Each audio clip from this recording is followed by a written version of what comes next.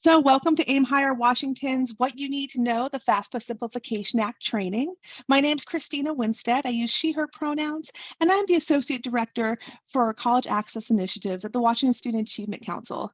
I am joined by my very awesome teammates for the 12th year campaign, Sam and Yasleen. Sam, would you like to introduce yourself? Yeah, great. Good morning, everyone. My name is Sam Washington. I am the Assistant Director with the College Access Initiatives Division of the Student Achievement Council. Very happy to be here with you all today as we start on this, what I'm sure will be exciting road for the new FAFSA. And I'll pass it over to Yasleen. Hello, everyone. My name is Yasleen Torres, and I am a Program Associate for the 12th year campaign. And I work at WASAC with Christina and Sam. And just like Sam said, it's going to be a long, exciting road. And yeah. So let's go ahead and get started. If you want to put on the next slide. So today we're going to learn about the FAFSA Simplification Act. We're going to talk about the changes themselves that are happening to the FSA ID, the application changes. We'll talk about the student aid report changes and what that's going to look like, and then how to prepare for the 24-25 FAFSA. And when we're talking about the FAFSA, the WAFSA will mirror these changes as well. And then resources. Next slide, please. So before we jump into the full training, I just want to let you know that this is based upon what we've seen so far. We are slowly but surely getting information from federal student aid about the changes to the 24-25 FAFSA. And because of that, what you see is kind of a work in progress. There are certain things that they won't know until December, and we're very transparent. When we know, you'll know. So we know everything as of the they gave us a slide deck a couple days ago. We've incorporated everything that we can from that into this presentation, but as changes come, there'll be more opportunities to get trained by us. And so this is all changing. And what I love about this is we're all doing this together. We all are navigating this together. So if you feel like you're alone in this process, please don't. You have us and all these other organizations who are supporting you as you change your potentially your practices for the year or updating information. We're all here to support each other. But we thank you for your patience as federal student aid navigates changing the application. So you might have heard the term Better FAFSA, Better Future.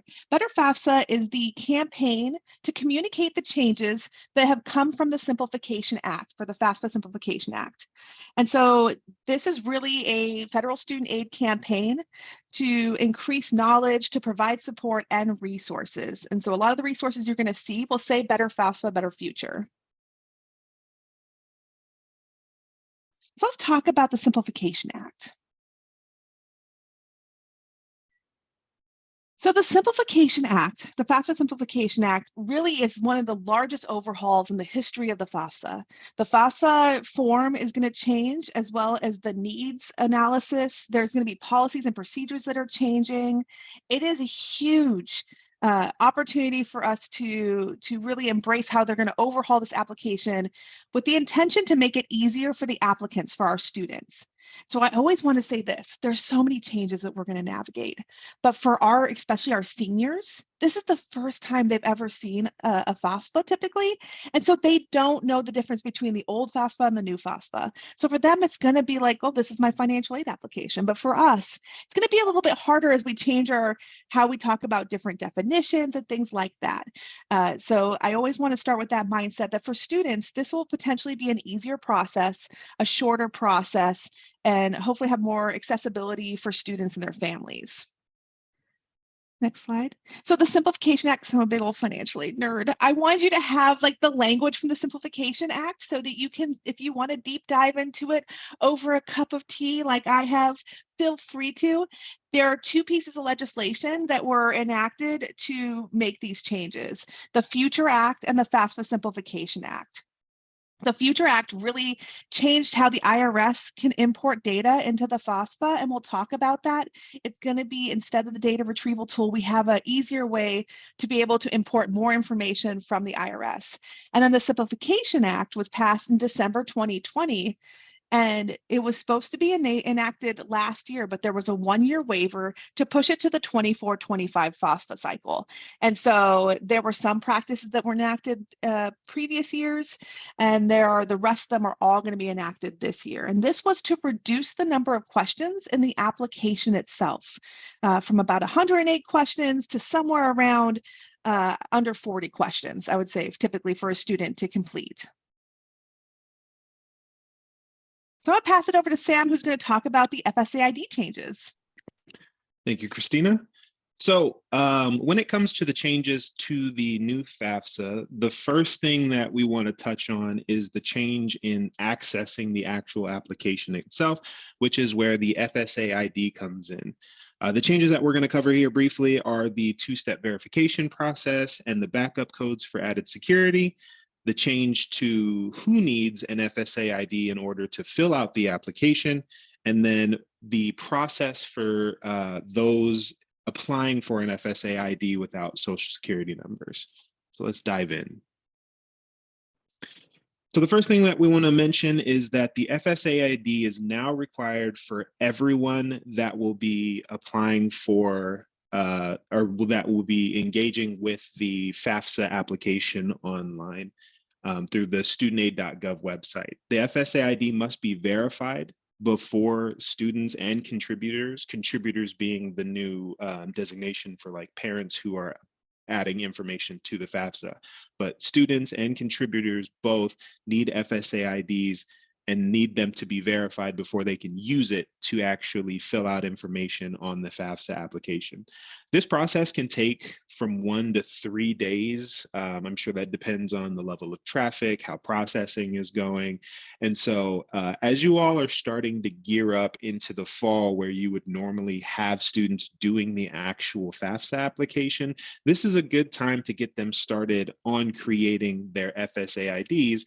That way they can get through that whole verification process and make sure that is all ready to go by the time the application does open in December. Students and contributors, as I mentioned, will not be able to access the FAFSA using personal identifying information. They do need that FSA ID. And then the 24-25 FAFSA will no longer have a signature page. So that FSA ID will serve as their digital signature for this application and beyond.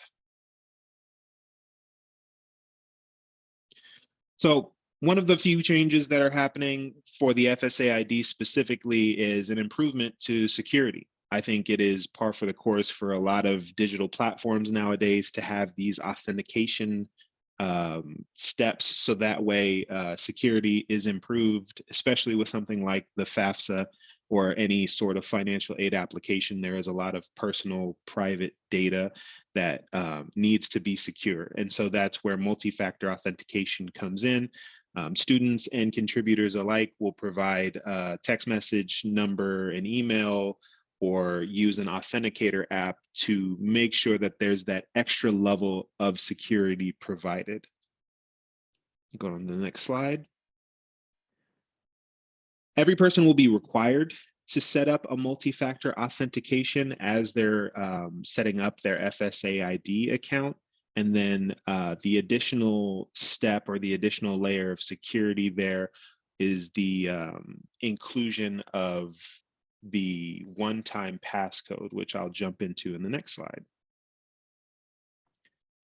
So the one-time passcode will pop up as students and contributors are making their FSA IDs. Essentially, this is a backup code just in case a student or a contributor gets locked out of their FSA ID account. Previously, there's steps that students and contributors could take to contacting federal student aid, a lot of time on the phone, a lot of verifying information. So this is an additional level of security as well as an additional access point for those who may have trouble using that multi-factor authentication or forget some of their information. Now, it is important to note that this is going to pop up during the creation process.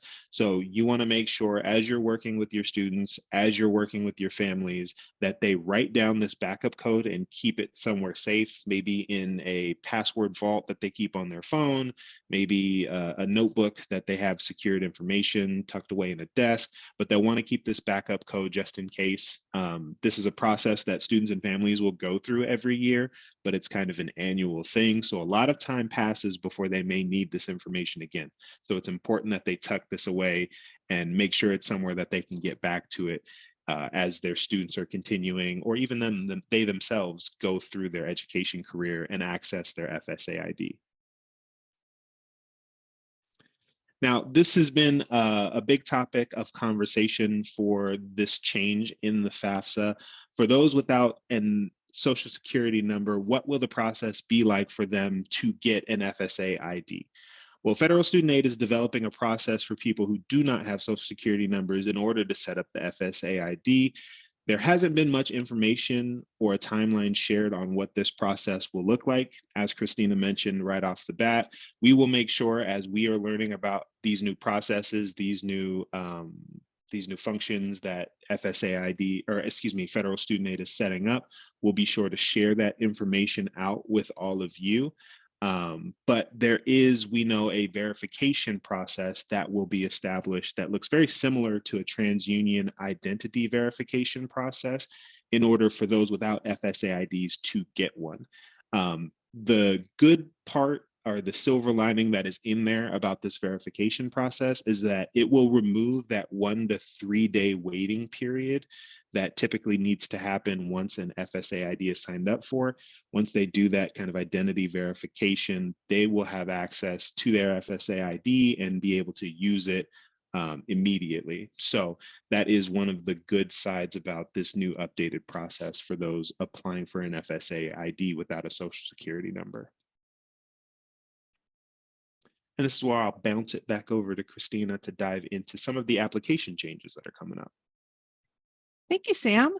So we're going to talk about the changes to the application, and this is the major changes. So as we know more about maybe some of the smaller changes, we will include them in our next training.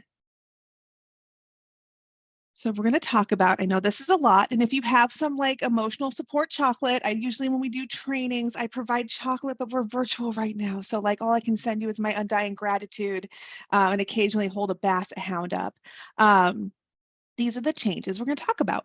We're going to talk about the FAFSA onboarding, which is a new process, the release date, but not the actual date, but the timeline, role-based information entry. We're going to talk about contributors. We're also going to talk about the income information exchange, the student aid index, who's the parent for the application or who's the contributor. We're going to talk about family size, the number in college, and of course, assets.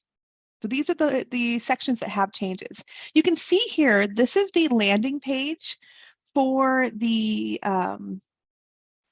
new FAFSA. So the 24-25 FAFSA, as you can see on here, they've updated the graphics. They also have a section that says if you're doing the 23-24 application, it's going to take you to a different page.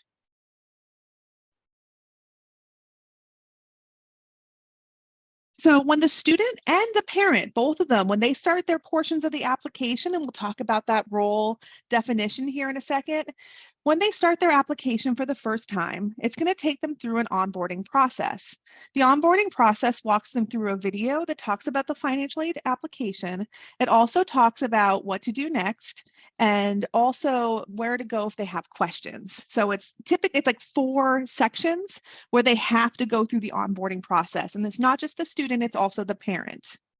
This helps them understand the whole process and where like why this is important and what they're going to be doing in this process.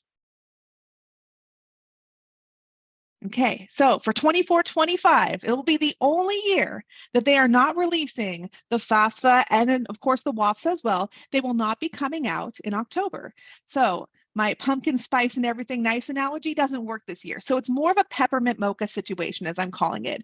It will come out in December at some point in time. We still don't know the date. As soon as we know, I will add it to the Padlet and I'll add it to our training. But right now we're looking at a date in December where the application will be released. There will also be more information about the application released in December as well. So you don't want to do events in October, November for completion because the application won't be available. But don't worry, we have lots of resources to talk about things you can work with students on before the application opens. So role-based information entry means that each person, the student, and then the parent or contributor, whoever's contributing to their application, if required, they are going to have different roles. And therefore, they're going to access the different application, and they're only going to answer what's pertinent to them. So they're not going to ask the parent all of the student questions. The student's going to answer their questions, the parent or contributor is going to answer their questions, and they're going to submit their own sections. What I like about this is we don't have to pause in the application process. Like right now, we'll work with a student on their application and they'll get to their parent information. All of a sudden we have to pause and the student can't complete their portion of the application. Now the student can complete their entire portion of their application and the parent can log in and complete theirs.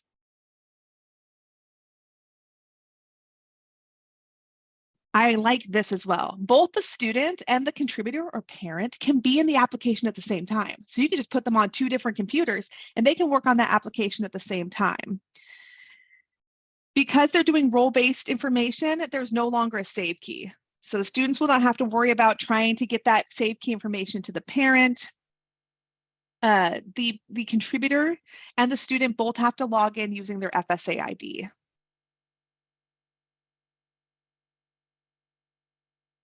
So the contributors, parents, they're going to be calling anyone who contributes to a student's application contributors and not parents. And they are cleaning up that language on the form.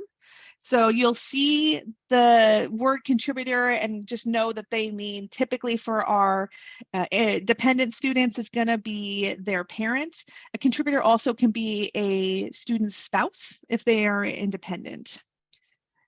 The parent's going to need to log into the application with their FSA ID to contribute their portion. This is a sample of the email that the parent or contributor will receive, asking them to complete their portion to complete the application. And if they don't, it tells them very clearly by not providing that information, this is what your student will not be able to receive.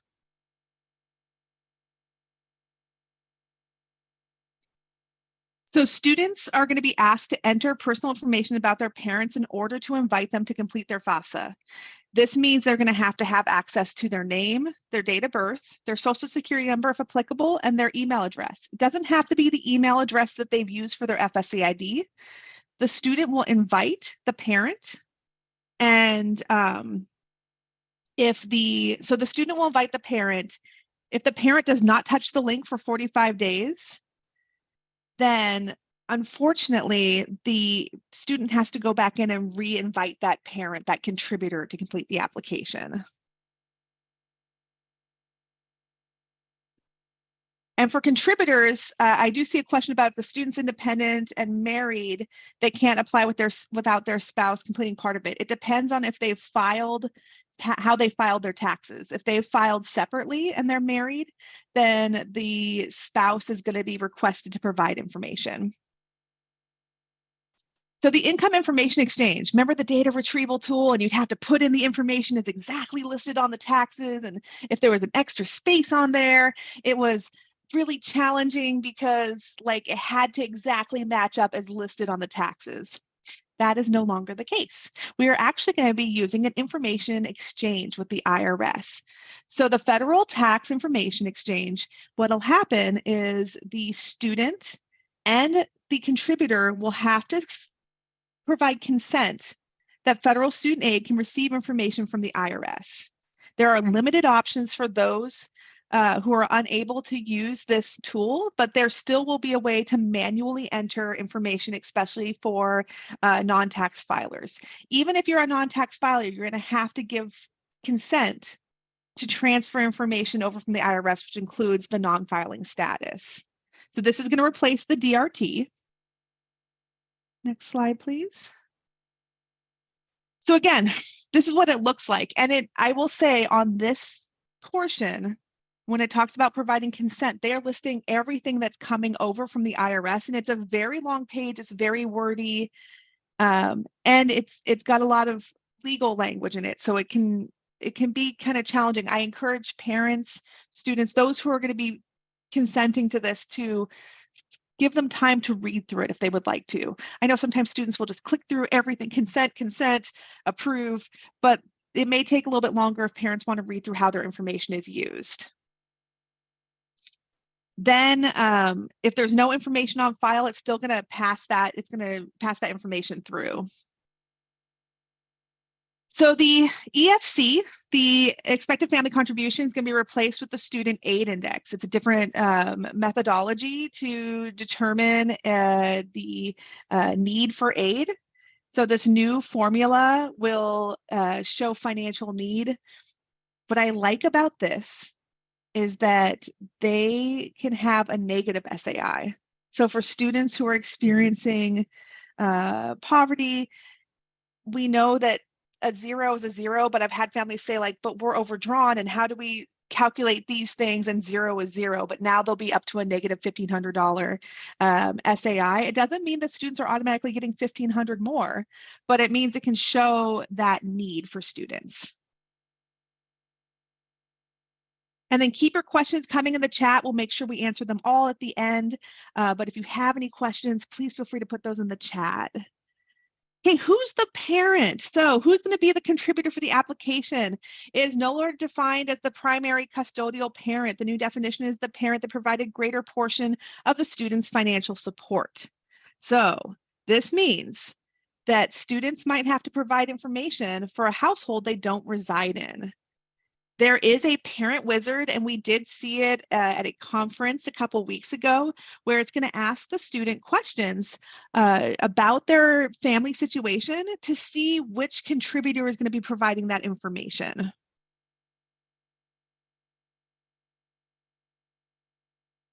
So the new name for household size is family size. So you're going to see a lot of the terms that we use, the term itself is changing.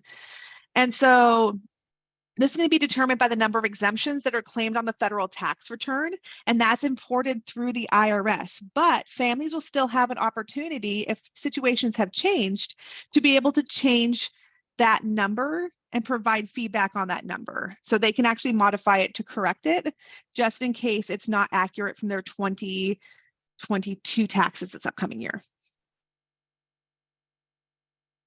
Number in college. Again, where I'm going to ask you to get that emotional support chocolate if you have it. The student aid index is not going to divide by the number in college anymore. So in the past, if you had multiple students going to college, it's going to divide that number. And so they are changing how that formula is calculated. They are still asking the question, how many are going to college in your household? But you may find that families, like students who have currently are receiving aid, who maybe have multiple family members who are going to college, they may see a potential decrease in the aid that they receive because they will have a higher SAI. And we have some tools for you to be able to see some case studies and a calculator as well to see how it could impact students. So we have lots of resources for you after we talk about these changes. Okay, let's talk about assets. This has been a big conversation. So families with an adjusted gross income of greater than $60,000 and up, they will have to fill out, and those who fill out certain schedules will have to submit asset information. So if the contributor completes their section first, because contributors, like a parent, can start and do their portion of the application before the student even starts theirs. If the parent completes their portion and it shows that they are not required to provide asset information, that question will not be asked of the student. If the student starts the application, they're going to be asked the asset questions because they haven't received parent information yet. So the big one for assets is going to be reporting small businesses and farms.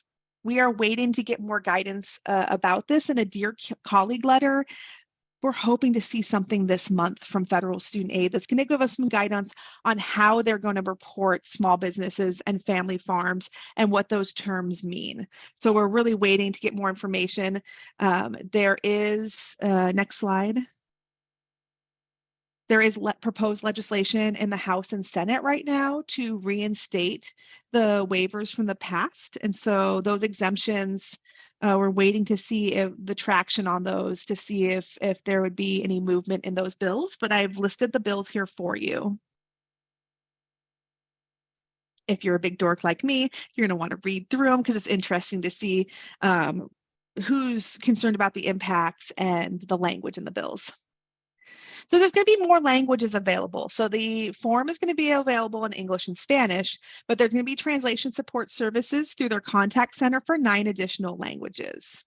And so this will be nice for our families, especially for our contributors that need additional support.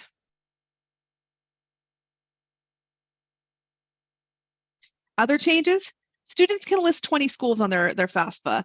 So no longer do we have to decide, like, they don't have to narrow it down, although we would love to have them narrow it down. 20 is a lot, but if they don't know, that's okay. Have them put their 20 on there. Students starting this 24-25 application will be required to complete the demographic section. On the demographic section, the information is not sent to the colleges. In that demographic section, it's gonna say, they can say prefer not to reply, prefer not to respond through the different questions, but they are gonna have to complete that section now. In the past, it's been optional. It says, do you want to answer questions? This time it's gonna say answer questions. So the student aid report, let's talk about those changes as well. So the student aid report will now be the FAFSA submission summary. What this means is they are changing, and I like it, they are changing the format of it. There is a reminder to adjust there, to ask for if there's special circumstances with their income, someone's lost a job, someone's been laid off, things like that. There's been loss in the family. They are reminded to reach out to their financial aid office in this. It'll tell the student what to expect for their aid, but it has it broken down. So instead of it being that long report that students would get that, like, I'd have students go like, what is this even about? It has it broken down at the top where they can see eligibility overview. They can see the questions that they answered and how they answered them, the information for their schools, and then also it has their next steps. So it reminds them if they have errors, it's going to remind them really, like, it's going to remind them to fix their application. That's a huge piece for us. It's just reminding them if something's wrong in the application, like where it is in the section, and then they can get help fixing that.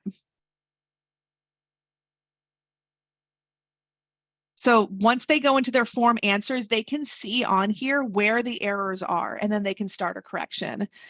This will help because if they know where the error is, they can get guidance from a counselor, from the internet, but it's easier than them going, I have no clue where the error is.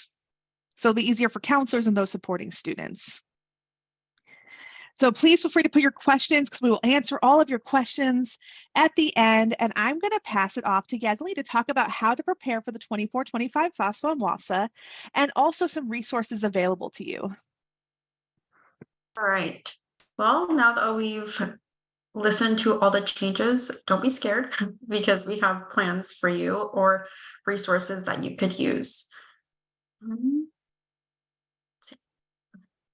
So one of the first things that we're recommending you all to do is, like Christina said, we can't hold events now in October, November, because it's not going to be released till December, right? So in order for you all to either fulfill the FAD or just get the ball rolling with families and students, we're recommending that you create the FSA ID early. So like we mentioned, parents or contributors and students have to fill out the FSA ID to be able to access the application. So it could be the same for WASFA students as well that are creating or going to use the WASFA. They can create their account at that time as well. And Christina has done a very, very good job at creating lesson plans for you all about different topics that have like tasks, how long you want the activity to last, things like that. And under the materials, all those are linkable to things that we have available for you all on our website. We also have one-pagers of where when you create the FSA ID, I know Sam mentioned that there was a backup code. We have a one-pager that you all can print where you can actually manually fill in the whole, like all the questions and your answers. So that could be stored away somewhere safe, but you can also take pictures or whatever they prefer as well. So now they have 2 copies of that. There is also more trainings, right? As we get more information, we'll be providing more trainings for you all and be updating Padlets, our website, everything for you guys to have the latest information as we get it as well. Again, please prepare to host events probably after December. And a very, very important thing is to recycle old materials. So if you've ordered materials from us and they've just don't apply to this new application anymore, get rid of them and recycle them, and we'll provide you with new resources and materials that you can order from us. It's the same thing for like your websites. If you have things up that it doesn't make sense with this new application, go ahead and take them down and think of a plan of how you're gonna reflect those changes on your website.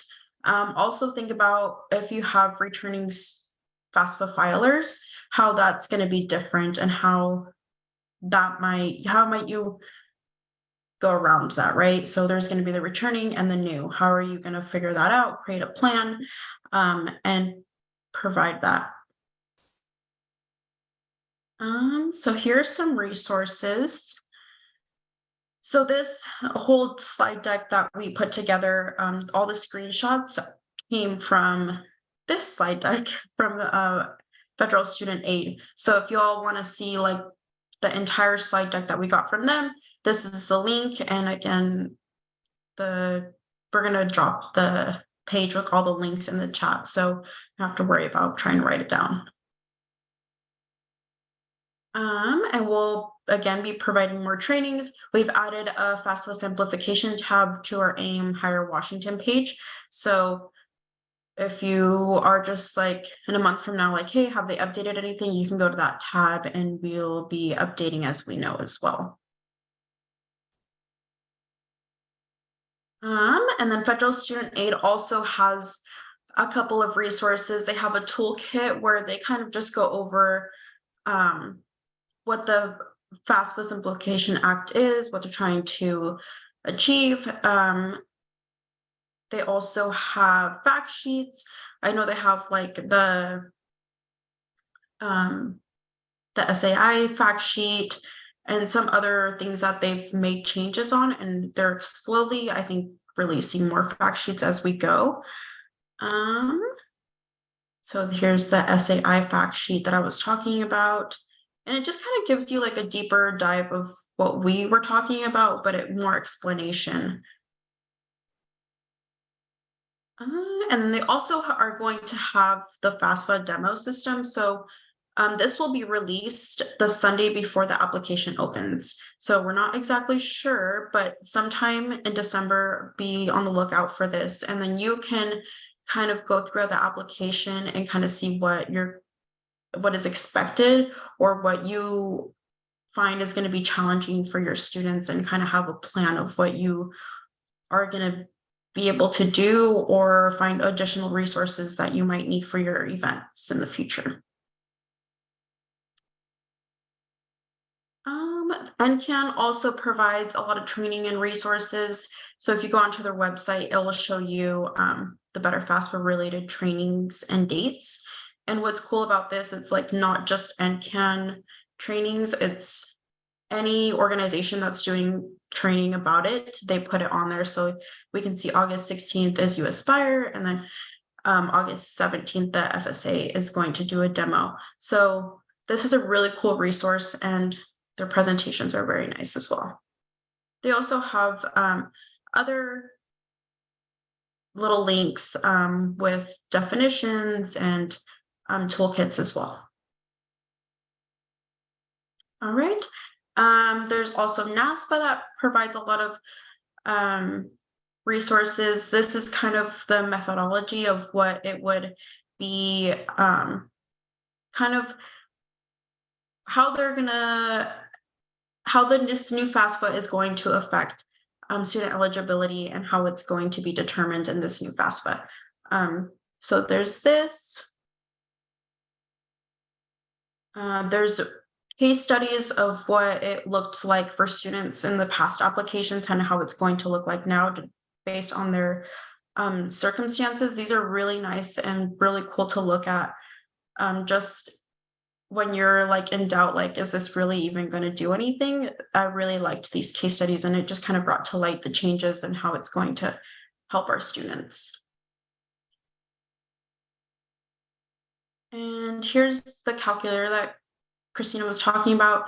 You can put in like what the family income is, and it will kind of give you an estimate of what the grant eligibility will be like at a public, at a private, things like that.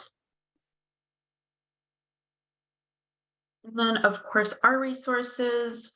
Again, if you have old things of ours, please recycle them. We will have new resources available for you all to order, and really cool new things that I'm excited about. So order our new ones, recycle our old ones. And again, we'll have free trainings and other resources too as we learn more. Our Padlets, these are super cool too. If nobody's familiar with our Padlets, is like kind of like a trifold, but in electronic. So this is our student one, and it has a bunch of links like the FAFSA link, or how to read an award letter, other resources, things like that. So this is for students, and this is for our practitioners. And again, it's the same thing. As we learn more, we'll update. But this is really cool to use. You don't have to be like tracking down links or anything. It's all there for you. And then Washington State Gear Up provides a lot of resources as well. They have templates for college readiness, financial aid, and they provide them in various languages. And they have a whole bunch of other cool resources to, like family engagement and scholarships and stuff like that, whatever you may be looking for. So this is a really cool page to check out as well. And I'll pass it back to Christina and see if she wants to add anything. If not, then we'll be open to questions. So I just wanted to say thank you for joining us. We're going to go through all your questions next. We'll have plenty of trainings on this. This is what we know now. We'll have lots of updated trainings and resources, and potentially even trainings in person in different regions of Washington State.